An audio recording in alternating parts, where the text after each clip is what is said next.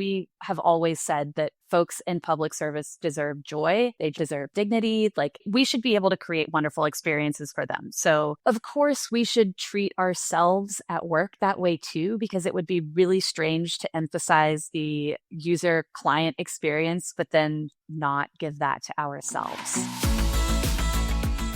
Welcome to Vibecast, the podcast that dives deep into the heartbeat of workplace culture. I'm your host, Christy Skutnik. Join me in conversations with extraordinary leaders as we unravel their experiences, both positive and negative, that have impacted workplace culture. This podcast is more than storytelling. It's about actionable insights. Are you ready to transform the vibe at your workplace? Let's go. Today, I'm joined by Shelby Miller, managing partner at Compiler. Compiler is a women-owned software consultancy in Los Angeles, California, and they build human-centered, open source, and secure digital tools to improve government services. She's also a powerhouse in operational excellence. Shelby has 15 years in project management and operations and has built a career around making organizations run smoother, smarter, and most importantly, more human. She's a certified Scrum Master and project management professional, fluent in Agile and Scrum, and a pro when it comes to stakeholder communication and team alignment. Shelby is also an active member in many organizations, some of which are PMI, Scrum Alliance, World at Work, and Women of Project Management. So basically, if it involves people, process, or performance, she's there. And in this episode, we're talking about how Shelby bridges operational excellence with authentic connection. It's so hard to do, but so important. And what it really takes to create workplaces that hum with clarity, collaboration, and good energy. I can't wait for you to listen in. All right, Shelby. Well, thank you for joining me. I'm really excited to talk about the things that you and I chatted about kind of in our pre-conversation to this podcast, and just really appreciate you being open to being on the podcast today. For all you listeners, this is Shelby's first podcast, and I'm so honored that it's mine. So thank you, and really appreciate you for being here. Yeah, thank you so much. I'm excited. Awesome. So as I do, I'd like you to just kind of start out helping us understand how you define a vibe and what that means to you, what it feels like, what it looks like, what that means. Yeah. I think a vibe is intangible. You can't really see it or touch it, but you can certainly feel it, and you can perhaps feel it changing. I think vibes are really open to each individual's interpretation. But the vibe that I'm perceiving may be different from the vibe that you're perceiving. Yeah. I also think that vibes can be aspirational, where the leadership team, the executive, whoever, like, they can strive to create this type of vibe within their company or their workplace. And maybe they do, but I think it's also okay for the vibes to change from time to time. And I think the vibe that's felt by the whole company might be different from the vibe on this individual team versus the vibe maybe on this team. So like the vibes, they're dynamic, and I think they can change a lot. So I like that you said they can be open to the interpretation of the individual, because that is something I don't know that I've dove into that. And that can be really complicated, right? For an organization that's aspiring to have a certain feeling or create scale or do these different things, right? But I want to hang on to that point, and maybe we'll get to it as we carry on the conversation. But that's a really, really interesting point. And I think something really important to point out and mention is that, like, yes, there's these aspirations of an organization or of a leadership team, and how they are interpreted personally by each individual that works at an organization could be different. And so then how do you bridge that gap to make sure that they're not so different, just words on a wall, or, oh, we want to feel this way, but we don't do anything to help people understand what that really means or feels like. It just got me thinking. So we'll keep that kind of in our own back pocket to talk about later in the conversation, but that's a really interesting concept. So talk to us a little bit about your journey and like understanding that creating and maybe just a little bit of your background, not a resume review, but just like your background to help people understand who you are, what space you grew up in and kind of what you're about. So as we carry the conversation forward, that can be kept in mind. Sure. So I've always really enjoyed people. I'm a people person, despite being pretty introverted. I studied health education and behavior in school and like wanted to get up and talk to young kids about how to make great choices. And it kind of roundabout led me to project management, where I was project managing large medical conferences, which led me to government contracting and working in Medicare and Medicaid. So I would say that I've always been called to some mission-based work or work that I feel is important and is bringing some element of good to the world. Yeah. You know, I go to project management boot camp, get a certification, and reconnected with a friend of mine from college who was working at a place that was in need of some project management skills. And she and I reconnected, and I took a job working at the same company that she was at, and we worked there for a couple of years together. And I found that she and I had a compatible work style.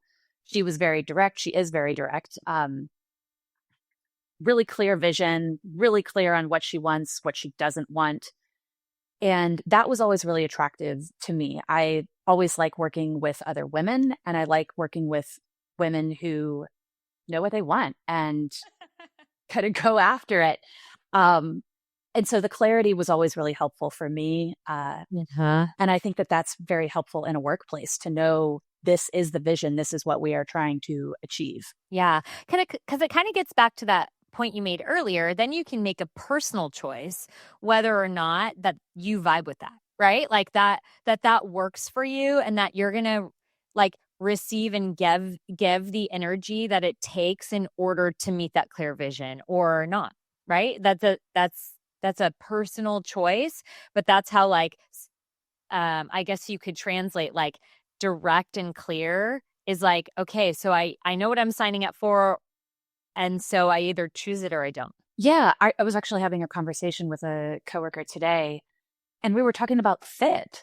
Like either it fits or it doesn't. And if it fits, that's great. And if it doesn't fit, that's okay too. You know, not everybody's vibe or everybody's style is compatible with everyone else's. And that should be okay. That needs to be embraced as okay. That, Yeah, you know, it's personal. This is not how I want to work, or this is not the direction I want to go in. Okay, totally. great. Let's just name it.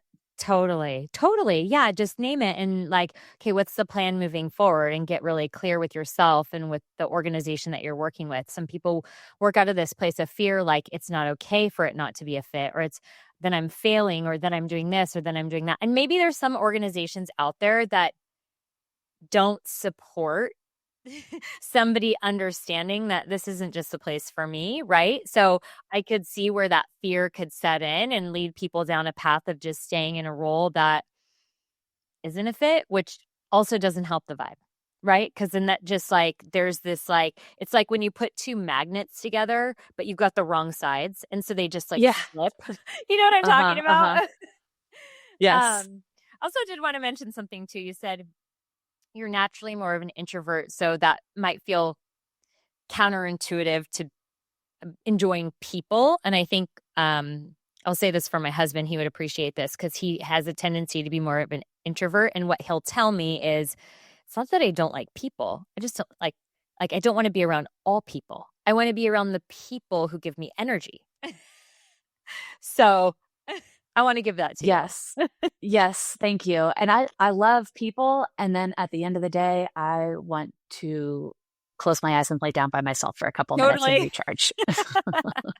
Okay, so how do you maybe part of this conversation that you were having with a colleague around this idea of fit and kind of the energy exchange of people and the overall company environment, like how do you determine that? And how have you determined that in your career, right? And either hiring people or you choosing to go to an organization, like what does that journey look like for you? And what are some of the criteria you might use, whether it's, written down or not, the filter that you kind of go through? Well, of course, there's just the feeling, right? Which Yeah. is hard to explain, but I think there's a feeling of, oh, I like what I'm hearing, or oh, I like what I'm reading. And, I chat really well with this person. It just kind of flows. Yeah. For hiring specifically, we just finished like two positions, three different individuals that we brought onto the team in September. And the type of work that we do tends to attract people who want to do kind of mission or civic or government tech type of work. And they're willing to perhaps take a lower pay for more of a work-life balance or work that they feel really good about doing or particularly interested in. And so just by leading with that in our job posts, we're kind of expressing this is what you're going to get. We of course put the salary range on the job post so people are very clear of what they're going to pay, what they're going to receive. We put the hours, we kind of lead with the fact that we're remote, that you're going to be working in public transportation, and that we're a bunch of pedestrian, bicycle safety, train enthusiasts. So like we're telling people up front, this is who we are. This is what we like. And so people who are also into that tend to share like, oh, I've been using public transportation my entire life. And, I've always wanted to work in civic tech spaces. As far as like when I'm speaking with folks on an interview, I think I go back to that. Like, are we chatting well? Does it feel like it flows? Are they clearly interested in the type of work that we are doing?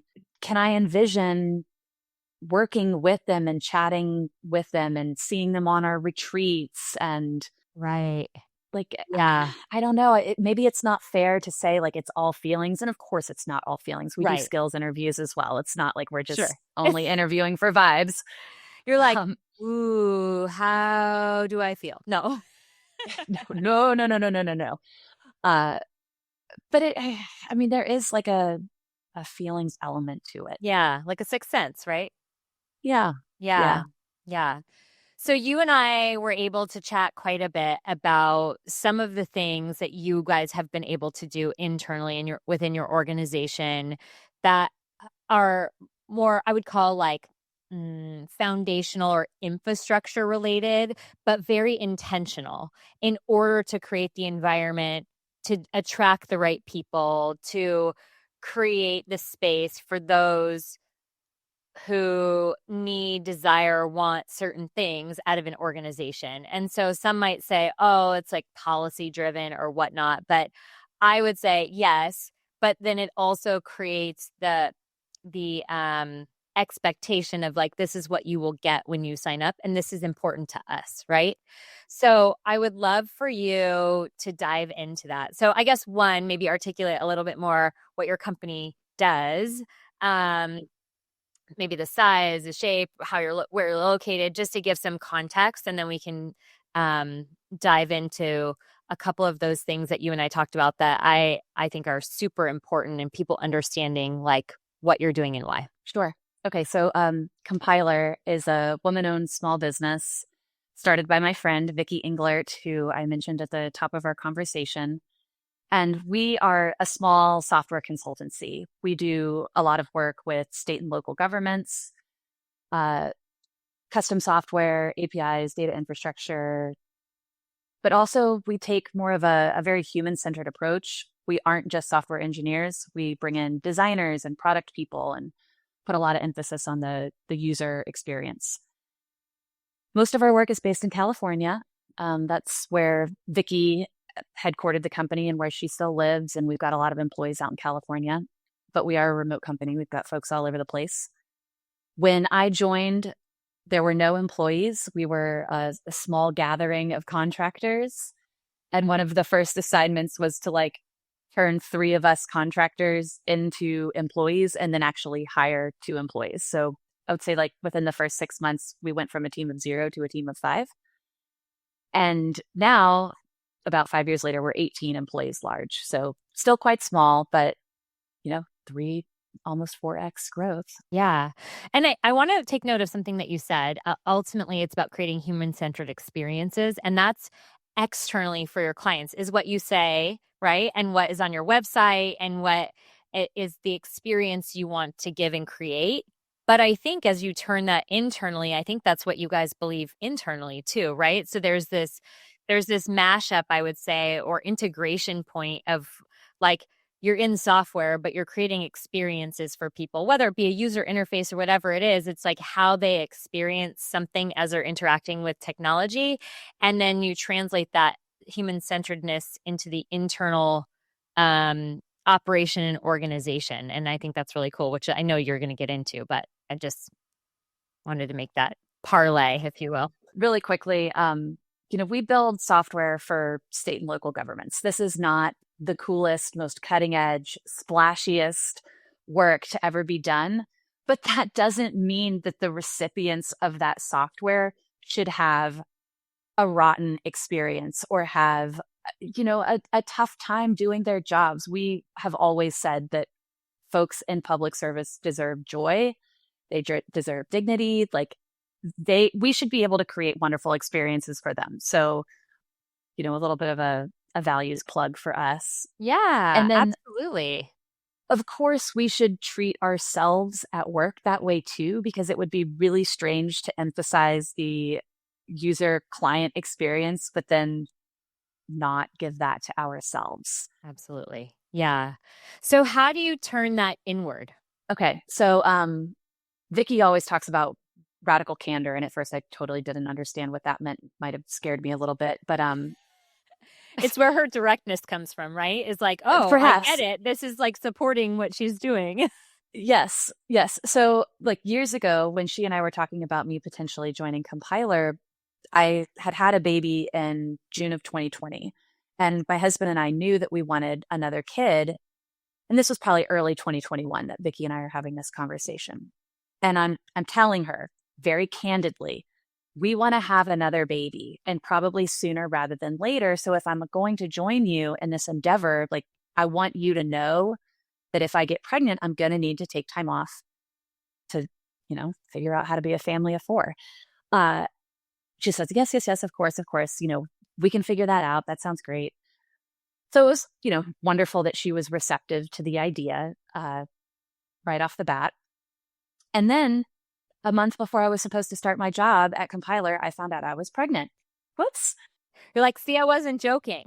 Yeah, yeah, exactly. So it's like, oh boy, okay, well, this is not really, I think, what either of us planned on necessarily. But once like I was a little bit more comfortable in the job and that, medically the pregnancy was going to all work out, I told her and she was like, whoa, okay, wow, you said you wanted another baby. Okay, like we're going to write parental leave. That's one of the first big things you're going to have to lead is so that you can take this leave that, Yeah. you need and that you deserve and that. And you're a company of 5 at this point, right? 3. Oh, We were 3. not even employees, I think. We were just, Okay. Yeah. I think yeah, that's a forgive me. really interesting distinction to make, right? Because I think many organizations think, oh, I'm too little for something like that, or I don't need to do that. And so I want to emphasize that like it's never too early and it's never too small in order to create the infrastructure to support the things that are important to you in your organization. Yes, yes. You'll have to forgive me. I can't remember the exact sequencing and timeline of Yeah, well, all that's of the fine. little It's things, all but good. I think I started with them in May of 2021 and my son was born in December of 2021. So we're talking like a Oh, period yeah. of 6-7 months here. Yeah. One of the things, I had every dream of taking this lengthy 6-month leave at 100% pay, and it was going to be so luxurious. And that just wasn't practical for the company. We were so small at that time. They did not have a ton of cash. And we ultimately decided that like we couldn't even do 3 months of full pay. But that was okay because it was a conversation. It was something that the company could provide to me that was absolutely better than nothing. And it gives us room to grow and improve. At Compiler, we always talk about not wanting to give the employees or the team something that we're going to have to take away because maybe we bit off a little more than we could chew.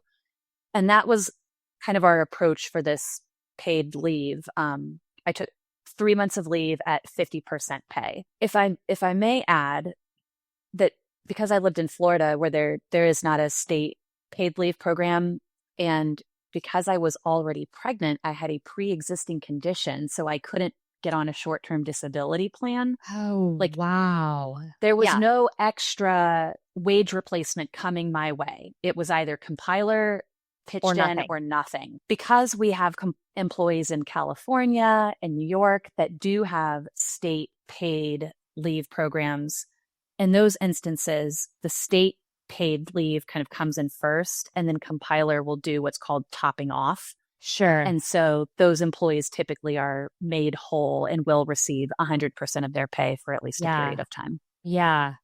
Yeah. And which is great, right? Because I mean, like you said, I'm working with a client right now in Alabama and they're the same way. They don't have a state disability plan, right? So it's either a supplemental plan that's instituted by the organization, but some organizations choose not to do that for whatever reason, maybe cost, maybe something else. And that can be really difficult, right? In supporting what you're trying to accomplish. So okay, so you put together this parental leave that then supported you through your pregnancy or your the birth of your son, allowed you to take this time off and come back. And now what does that parental leave look like? How is that, integrated into the organization? It's been almost 4 years, it seems like. So what's the evolution been of that? So I think now, in addition to myself, 4 other folks have been recipients of that parental leave. I'm trying to think states, I think 2 in California, 1 in New York, which has been really exciting and really a privilege to help them navigate those systems and to be able to say, like, okay, this is how Compiler is going to approach this. This is what we're going to provide to you. Here's all the information about it. I'll point them to the information that is available to them from their state. It's still the same leave program. We have not expanded it to, a longer leave or more wage replacement. I would love to, maybe, hopefully one day we will, but it hasn't come to that yet.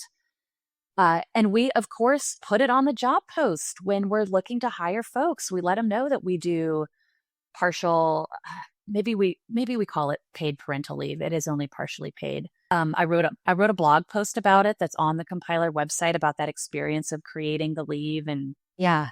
why it's important to Compiler. And it's just been really authentic, if I may, Mm-hmm. to Mm-hmm. have a hand in creating it, receiving it, and being the person who gets to tell our future and current employees about it. It's really nice to be so close to that work. Yeah. So what is the why there? Like why was it created? I mean, other than you were coming on board, you were pregnant, right? Like there's some urgency and intention with that. And you were Vicky's friend, but like it easily could have been like, oh, just don't tell anybody. And I'm going to give it to you. But this became a thing that is given to all and is still remaining within the organization. So I think just as important as the policy is, like the intention behind it and the why behind it, it's super important to know. So what is that why? Yeah. So there's like the really practical whys, which are in Florida and many other states. Like there is no other option, and families can't afford to go without pay. And it's also not great for the health of the birthing parent or the baby to have the birthing parent return to work so quickly. So there's like a very practical and medical why people need some time and space. I think a common theme at Compiler has also been like, just because that's the way it's always been does not mean that's the way we are going to do it. We are building this company because it's a place that we want to work at. And so let's build it in a way that we want to work there.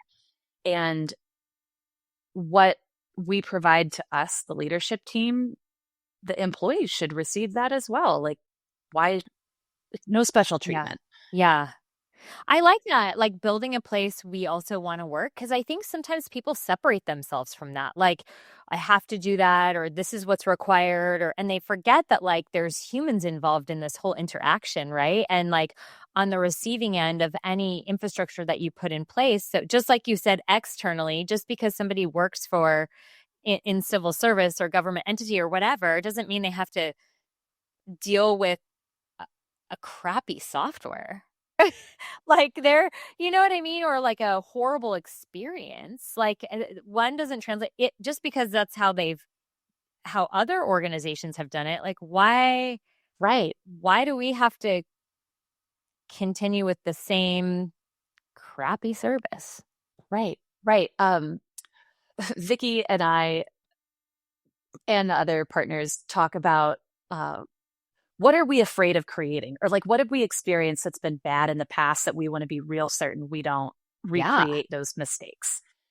And that's not to say that we lead or build the company from a place of fear, but it's just like, oh no, let's name some really bad experiences that we want to be certain we are not passing on to Yeah. the folks that we work with now. So what if some of those been that have come up, if you're willing to share? You don't have people and companies can remain nameless or make up new ones. So at one time, we worked at a place where a not yet adopted parental leave plan was put on the Google Drive that stated, I think, 6 months of 100% pay. Oh, wow. And I think a couple people saw that and were like, wow, that's incredible. Oh my gosh, what a wonderful benefit. And it was like, oh yeah, no, that's actually not real. That's only aspirational. And maybe people weren't supposed to see it yet or something like that. So it's just like a very practical, okay, if it's not real, make sure it's not findable on your Google Drive and Sure.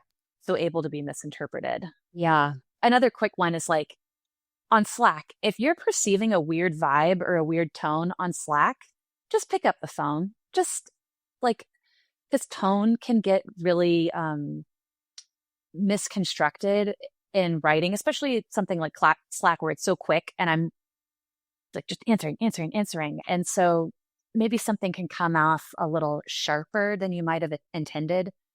And rather than trying to figure it out with more text messages, just pick up the phone and say like, hey, what do we mean here? What are we trying to do? What's the issue? Or let's Yeah. hammer it out. Yeah. Yeah. I just had this conversation the other day. I was like, what's the question behind the question? There's a question there, but there's another question behind. Like, I don't think you'd be asking this if you didn't feel a certain way about something else and you actually had another question. Yeah. How often are you guys as a leadership team talking about or looking at or discussing like the experiences you don't want created and the experiences that you do want created? Like, is that part of your operating rhythm? Like, is that a separate meeting you guys talk about it? Like, how does that work so that you can maintain those things that are most important? Yeah, that's an excellent question. Truthfully, we probably don't have exactly those conversations as often as we did when the company was first getting started. We meet weekly as a leadership team, and we tend to start each meeting with like, what are you proud of or excited about? And I think while that's not like what's the experience we want the employees to have, it can still hopefully ground the start of the meeting in a positive place. When we get together in person, as a leadership team, we do it twice per year. I'm sure these types of things come up. Like it's impossible to not For talk sure. about like, and most of those in-person get-togethers are all about visioning and planning Yeah. for the next year. And so while we maybe don't start the conversation with like, what is the experience that we want to create for the employees? Yeah. It's like, hey, we would love to be able to give, bonuses out next year. How do we plan to do that? Like, let's figure it out because everybody needs a little more cash right Right. now. Right. Yeah. Okay. So speaking of getting together in person, right, there's this other really cool thing that you guys do that I think speaks volumes upon volumes of like the the intention of the organization and the values of the organization. So the annual summit or retreat, I'm not sure what you guys call it, but why don't you help us kind of understand how that came to be and then what you do and why it's so special? Yes, yes. Okay, I'm so glad you asked because this is one of the things I'm proudest of, and we have a lot of funny company stories and lore at this point that have stemmed from these events.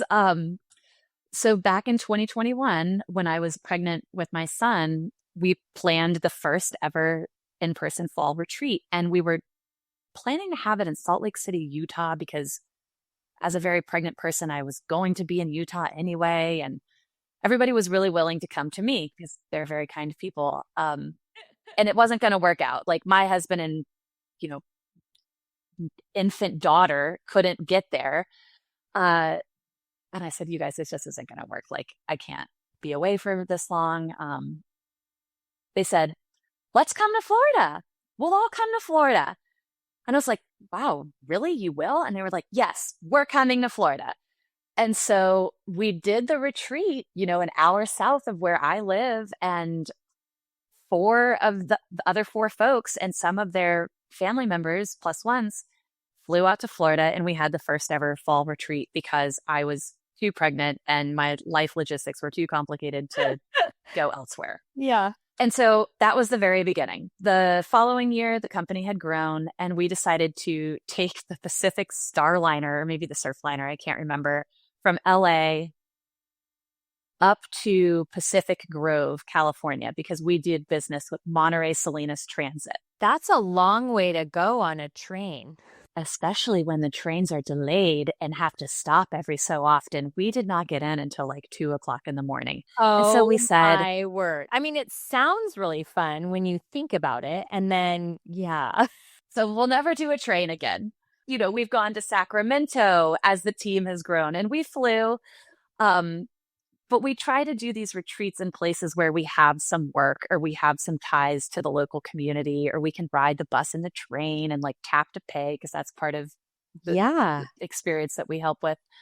But it's just been so wonderful to remain committed and invested to this in-person fall retreat because it is expensive, because we give every employee the opportunity to bring a plus one, whoever they feel comfortable sharing a hotel room with. And if the employees have children, we bring the children out too, because like you can't, it's really hard to ask somebody to be away from their family for 3 or 4 nights and not offer an option for kid care or for them to at least bring their kids with them.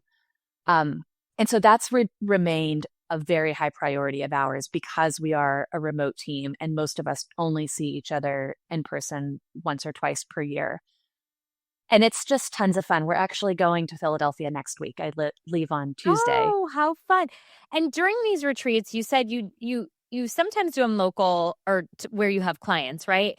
But the meat and potatoes of the retreat, I think you mentioned, isn't always very like workshops. It's like about coming together to connect, to have fun with one another, to learn about one another, to meet each other's family. Like it's about connection. It's not about like how much can we accomplish while we're together. Yes.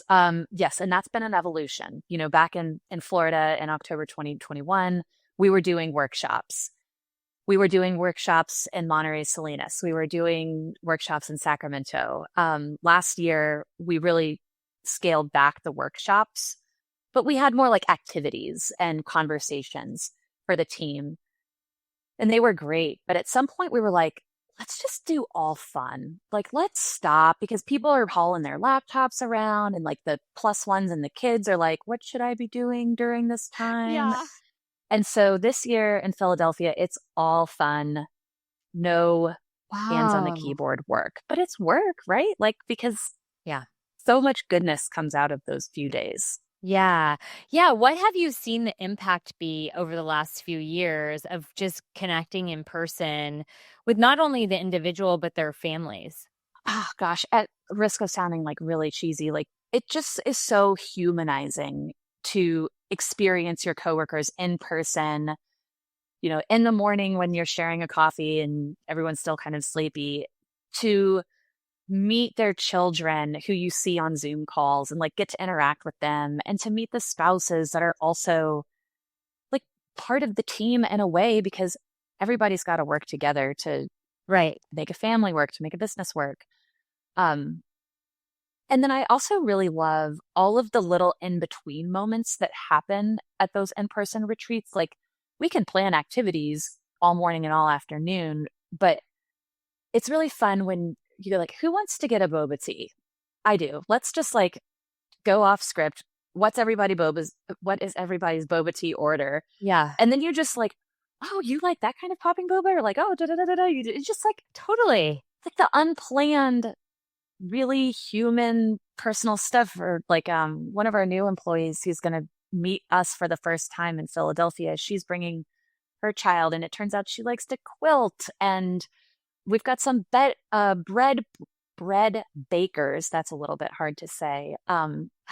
But like Oh, other people on the team enjoy those hobbies too, and I can't wait to see them geek out over these things that they yeah. enjoy to do in their personal lives. And I don't know, Yeah.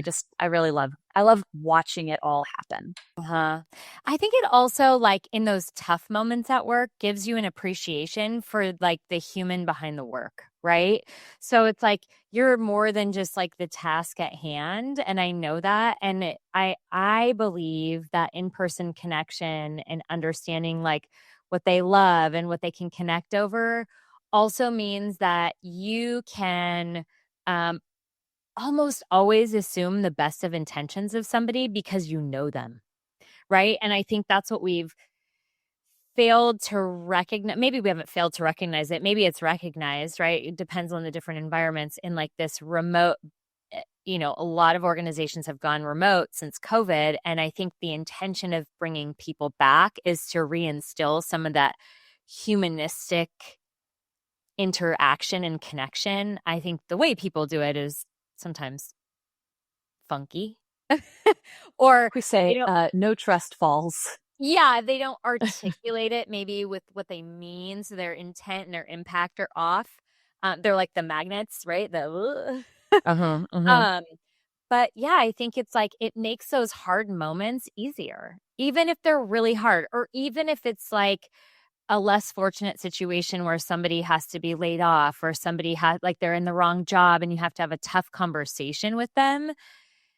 Gosh, you can be like, "I'm really sorry," or I just appreciate you so much as a human being, and there's this other component behind it, right? So, it's I think many companies wanna see an ROI on some of those retreats or those events, and that's really, really hard to encapsulate in a feeling. Yeah. Yeah. Oh, that's absolutely true. And we're consultants, so we bill our time. Our time is how we make money. And when we essentially close the office for 3 or 4 days to fly everybody someplace to just kind of play for a couple of days, like we're not billing our time. So not only is there the external cost, but there's the loss of revenue. But we plan for that, you plan for those types of things, and it's so worth it in the vibes that Yeah, are generated yeah. as a result of that time together. Yeah, and just, and if somebody wanted to measure it, you could probably look at like team dynamic or, reduction in employee situations or whatever. I don't know. But I mean, I'm sure there's plenty of ways to measure something like that. But I want organizations to know not to lose sight, like you guys haven't, of just like the connection and the care for your team members can take you much farther than I think you could even imagine. Yeah. Because the Yeah. productivity and billable hours as they come back are probably far greater than if you just never did it. Oh yeah. Yeah. And like the brainstorming, like in the casual work talk that happens over a beer, like that's Yeah, really good stuff. That's right. really good Because stuff people's that guards are down, right? They're like, "Oh, I'm not, like, expected to perform or act in a certain way." It's like, "This is just who I am." yeah. And like when everybody is sitting around the table together, you don't have to be as formal as like on a video call where one person needs to speak at the or one person speaks at a time and everybody's taking turns. Like you can just kind of riff a little more easily. For sure. Yeah. Yeah, because you ever notice like on Zoom meetings or team meetings or whatever is like you go to talk because nobody sees your body language that you're leaning in to talk. And then you're like, oh, wait. Oh, no, you go. Oh, and you kind of go back and forth on this. And you're like, never mind. I forgot what I was even going to say. Yeah. Yeah. Yeah. Yeah. It's really important to get everybody together a handful of times a year to just like shout over each other casually in a very joyful way and come Totally. up with really silly ideas. Yeah. And get people excited about working again, right? Like, let's be honest, everybody burns out at a different point in time, whether it's because they have personal things going on or they have, there's a lot of work to be done or a certain project that has a deliverable that everyone needs to be buckled down on. I mean, it happens, right? There's seasons of life. And so when you can take that time out to experience that joy, it just fills your cup. Mm-hmm. It's like getting a Yeah. big deposit in your emotional bank account. Yes, it is. Right? Yes, it is. So, Yes. well, as we wrap up our time together, I'd love to hear from you. Like, if people listening could take away one thing that they can just go do, they don't need to get approval, they don't need a big budget, a team. Like, what's something that they independently can start to do as they walk away that will help them improve the vibe within their workplace? Sure. I might Or have 5. several. That's fine. Yes. So on the topic of burnout, I think everybody, but especially leaders, need to pay attention to how quickly are they burning out, or how much more gas do they have in their tank, and they need to take the rest before the rest takes them. Use your sick time. That's what it's there for. Take a mental health day. Demonstrate to your team that that is what you are doing, that you are taking a rest because your body or your brain needs it. I'm a big believer in modeling or demonstrating like the behavior that you want others to follow, on your team. And so as much as you're comfortable, don't be shy about saying like, I'm going to take a vacation or I'm going to take the day off or whatever. Use that leave that's there. On the topic of parental leave, I want non-birthing parents, men, fathers, I want them taking the leave too if it's made available to them, because they are just as important in the family dynamic as the birthing parent or the mom. Like they should be there too. They have every right and opportunity to be just as much of an equal player in that family. And I think it's really, really wonderful when you see men or non-birthing parents in leadership stepping away from work to fully devote themselves to the family situation. So yeah, Amazing. if that's a benefit available to folks, like please, please, please take it. It sets a really good example and a good Yeah. precedent for everybody else on your team to do the same. Yeah, I couldn't agree more. I mean, people are watching you, right? As a leader, people are watching. So don't forget that. You got lots of eyeballs on you about how you act, what you do, how you respond. And that's a privilege to have and also a lot of pressure. So just be aware of that and act in like your own authentic capacity too. Yes. I do have one more that is kind of on the topic of rest. Great. And this is something that I do at Compiler quite often, is when there is a Monday holiday, the week before the 3-day weekend, remind your team that they should just cancel those Monday meetings and come back together the next Monday. Don't move them to To Tuesday or Tuesday? Wednesday. Oh my gosh. No, Right. don't put 5 days worth of work into 4 days. You cancel those meetings and you pick back up where you left off 2 weeks later. You know what? That seems so simple. I don't know why I haven't like considered or thought about that.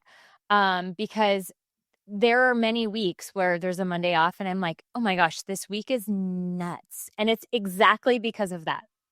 Yes. And leaders need to tell the team that it is my expectation that you are not going to do the Monday work on Tuesday, Wednesday, Thursday, Friday. Totally. Like it's Yeah. done. It's a holiday. Redistribute it to the next week. Yes. Yeah, it's fine. Yeah. Yeah. Everyone's going to live. Everyone's going to live. But yeah, you got to remind people and tell them to do that. Mm-hmm. Mm-hmm. Yeah. Cause we always think like a lot of times we think things in our head too. And without articulating the expectation, people don't know. They can't read our minds. Right. For Yeah. sure. Setting really clear expectations is so important, and I think often Awesome. glossed over or forgotten. Yeah. Yeah. Well, and I think we have a few holidays coming up here on Mondays. And I know they're scattered throughout the year anyways. So gosh, start practicing that now. Go Yes. do it. Yeah.